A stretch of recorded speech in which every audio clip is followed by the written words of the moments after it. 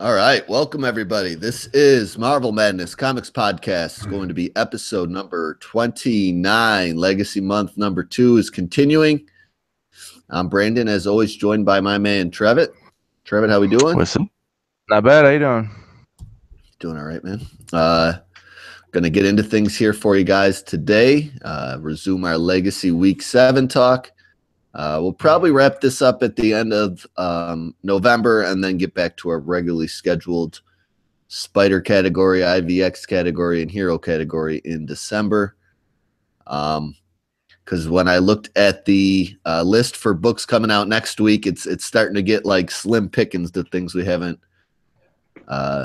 covered already. So that's where we're at. So we'll wrap up Legacy Focus after November, and we'll get back to regularly scheduled programming in December. But anyway, we're here to bring you guys mission statement, contact, how to go through getting a hold of us, get some news for you, some books for you, and some marvelous facts as always. But again, we're going to cover 4 for you this week in our Week 7 Legacy lineup as we continue to strive and fulfill our mission of providing you guys the ins and outs of the Marvel comic book universe.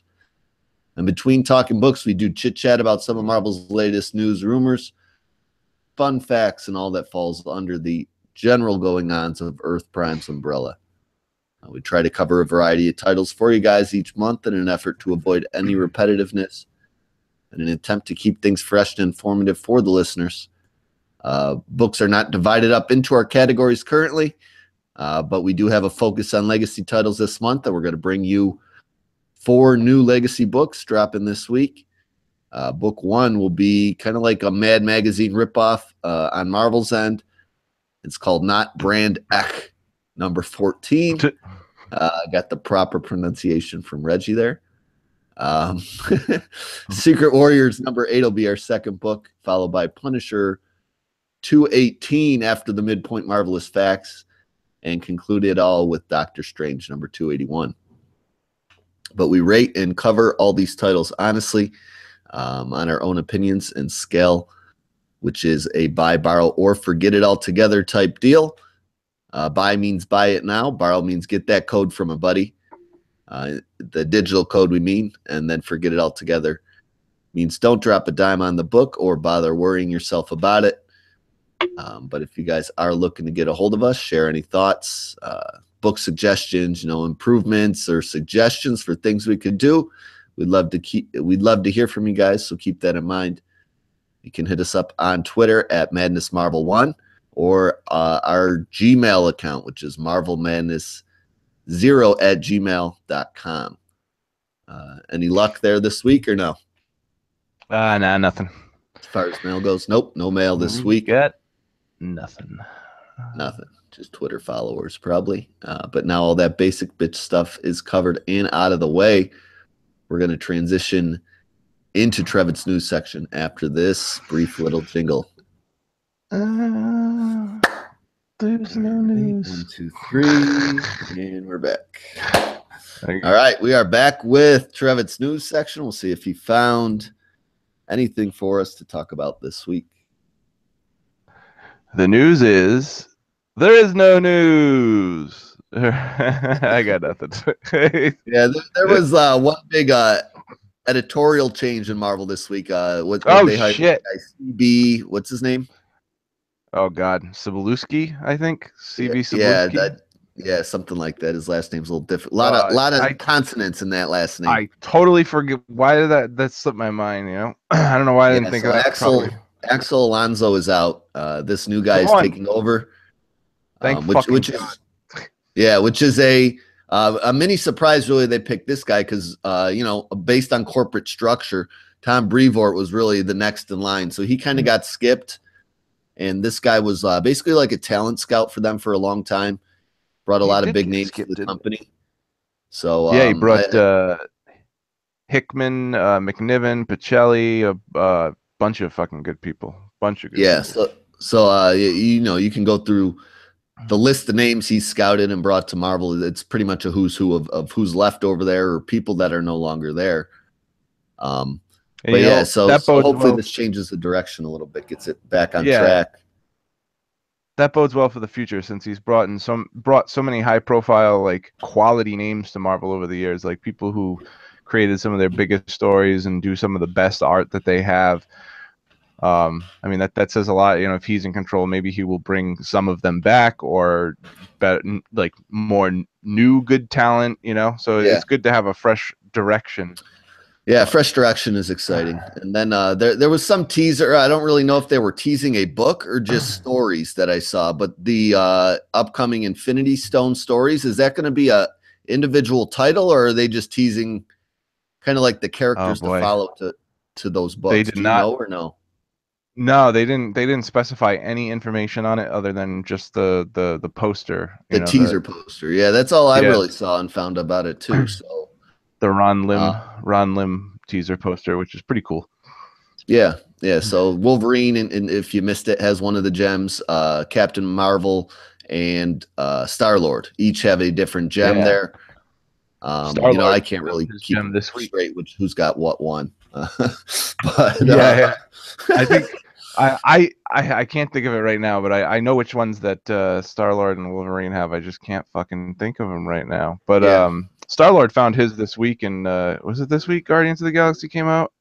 I think it was this week. I'm trying not to, besides the ones we cover for the podcast, I'm trying to read that in order and catch up. So I haven't got to this current issue yet. Yeah. And Captain Marvel's got an issue coming up where her and Star-Lord are going to fight over a stone. And I suppose that's the one that she's holding. Yeah, there's a Captain Marvel book.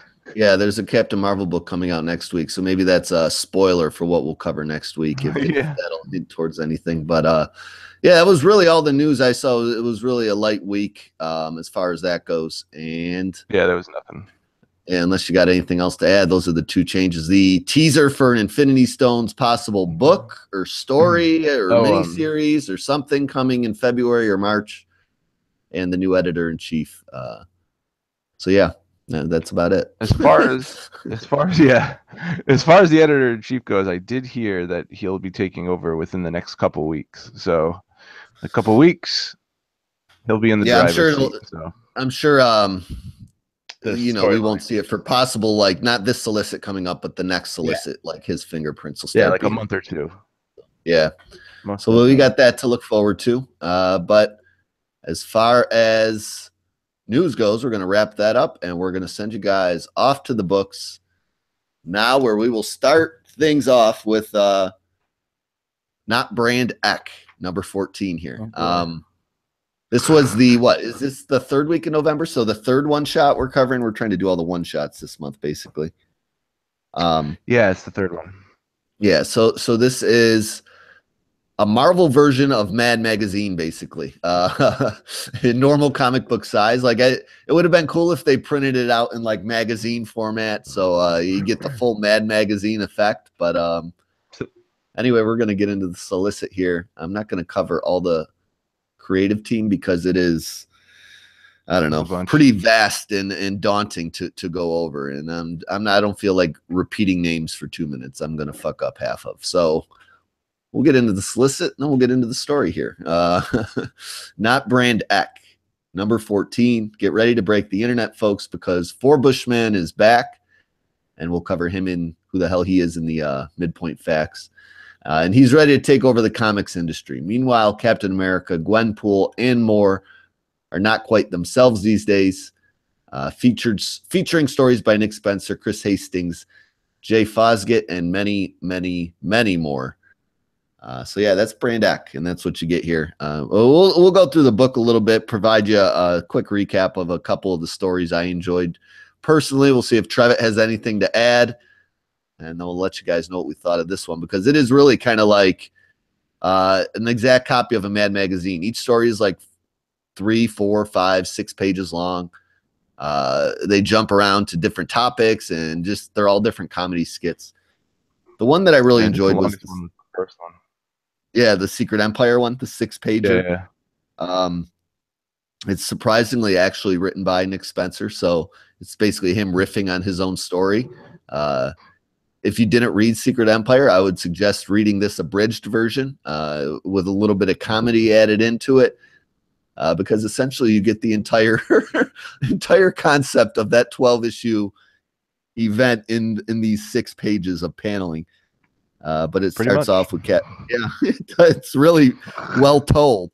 It starts off with Captain America basically revealing he's going to go Hydra to Twitter, which backfires on him, and he wishes he could delete it. Starts typing JK at the end after it goes over extremely poorly. We just get quick 1-panel summaries of different events of the story, like Captain Marvel and crew stuck in outer space. She's like, my stuff's down there. And that's really how this story's moving along, just pretty humorous. Miles has a reference to screw you, Bendis. I didn't kill him like in Civil War II. I was supposed to. And That was funny. yeah, there were some good parts. It all ends with a cheesy reference to the dude who pukes the cosmic cube shard up. Like a reference to the art and how it kept changing, like from Sorrentino to different people. I don't know, just kind of a funny story. Ends in an arm wrestling match. Two Captain Iron Man Americas. problem, right? Like where they like, everybody just talks to him and acts like he's regular Tony. Yeah, for plot convenience. Like it's really Nick Spencer making fun of his own story and everything everyone said about the story as it was coming out. But yeah, I mean that one ends. You get a introduction to Four Bushman here. Four Bushman returns, and he's going to screw up the Marvel Universe, gender swap everybody, and so and so. He is basically the Alfred E. Newman of the book, and he keeps popping up throughout. He's the cover character, basically dabbing with a bunch of other heroes on the front of the book. You get a little Spider-Man one, which I didn't really enjoy at all. I never, I missed that whole dabbing thing. I still don't know what it is. Yeah, I don't understand how it started. I mean, I know what it is, and I've seen people do it. Like, it was pretty popular when people scored touchdowns last year in the NFL. I don't know. Yeah, it's just a cultural phenomenon, I guess you could say. The other story I kind of liked was the Gwenpool one, where it's like the Marvel guys just sitting in a room counting their money, and they're like, how can we make more money? Let's take things people like and combine them together. Gwenpool, Gwenverine, pool. That's pretty funny. Yeah, like they just keep combining her with other characters. That's basically that joke. It got really ridiculous, like Gwen Poolverine Thorclops. Yeah. yeah, it keeps going. They basically end up combining her with every character. Captain, I can't even begin. Can you do the last one where she's combined with like everybody? It goes across the entire page. Her name. Oh yeah, that last one's impossible. I might be able to do the one before that, but that last one's just ridiculous. It's going like, I am Miss Spider-Man, Miss Marvel, and I think a piece of Colossus's leg is in there. Like, yeah. The other story I really liked was the one after that, though, with Deadpool. Basically, he's showing how Marvel comics are made. So he shows you, he pulls a panel from the comic, and then he shows you the making of that panel. It's basically done on like college ruled paper, with awful drawings, and then it looks like CGI'd people with like the video game bubbles on green suits. Like we couldn't get these characters for this panel, so we.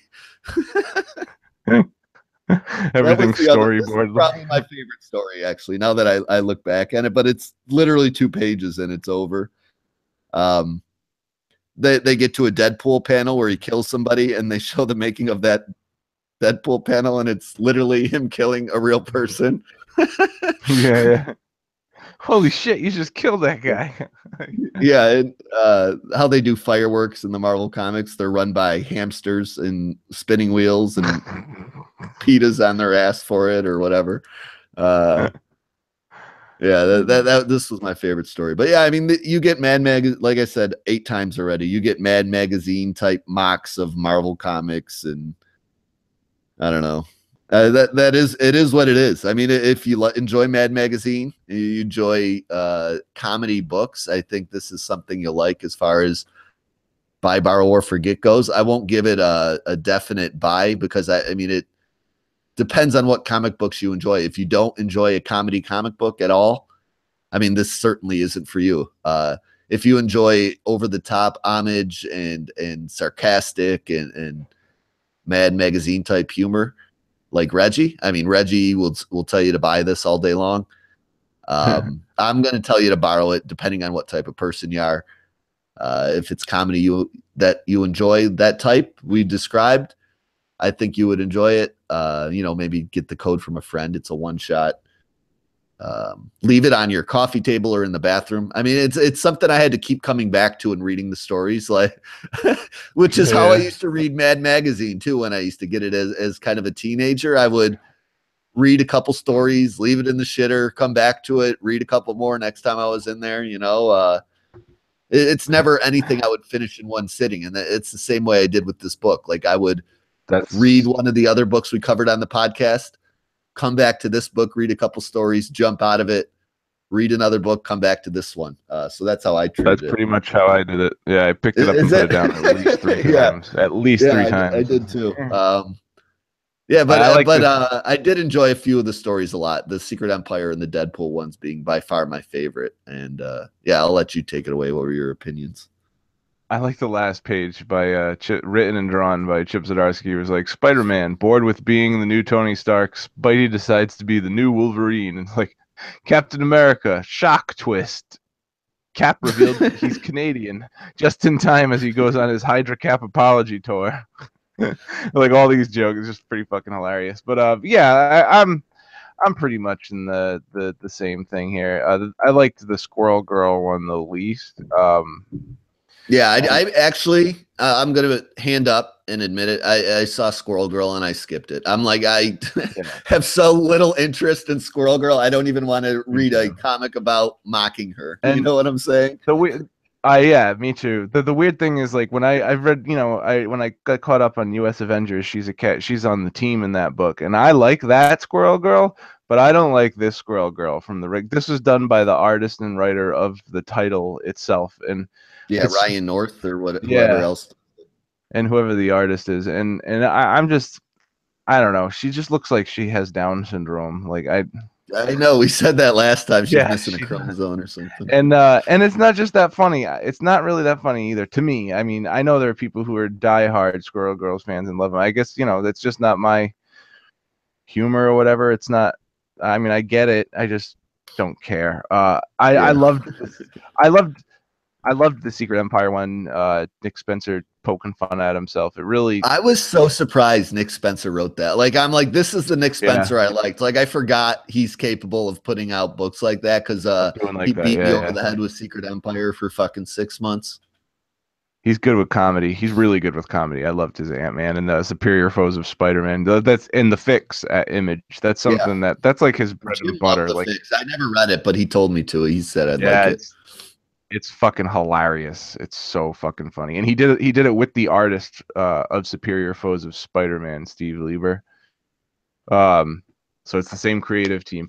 I think that's what they should like, because he's good at writing stories and whatnot, but he's better like a comedy-focused comic book story. So maybe he could do like a Spider-Man or something, possibly. Like he could do something really cool, but I just don't think the serious tone was his bag. Like he just seemed to get bored. He got really, really bored. And I think he confused himself.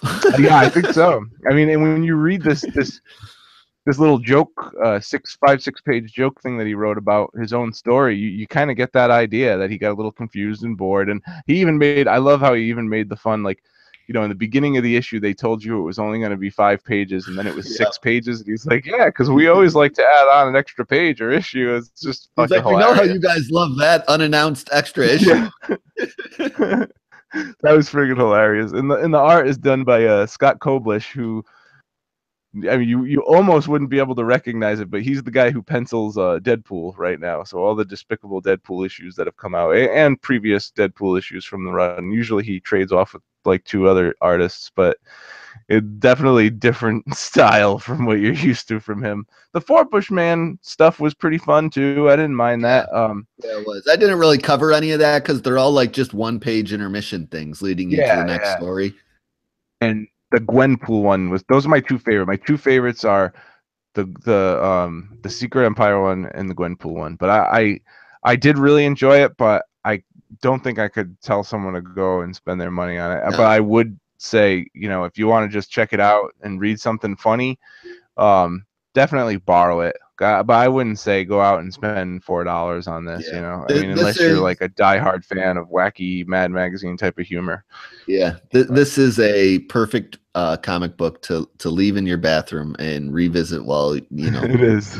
you're taking a Even shit, for guests. basically. It's like someone's using your bathroom, came over and they pick it up and they're like, this thing's fucking ridiculous. Like, you know, Yeah, right. because they don't have to commit to the whole thing. They could read like a page here, 4 or 5 Yeah, pages there, you know. yeah. It's Like the not. It's bathroom not. book. Even if you enjoy it, I don't think it's something you'd read in one sitting. So, No. yeah, we're gonna wrap up this first book, Not Brand Eck. Interesting choice for Marvel to revisit, and if they put one of them out every 6 months, I would probably check it out. To be honest with you, just for silliness and goofy sake. Again, leave it in my bathroom, read it when I'm visiting that place. But yeah, Check it we're out gonna for shits and transition. giggles. Yeah, yeah. Literally. We're gonna transition here to the more serious part of the podcast. Get to Secret Warriors number 8. We'll be right back after this quick little break. All right.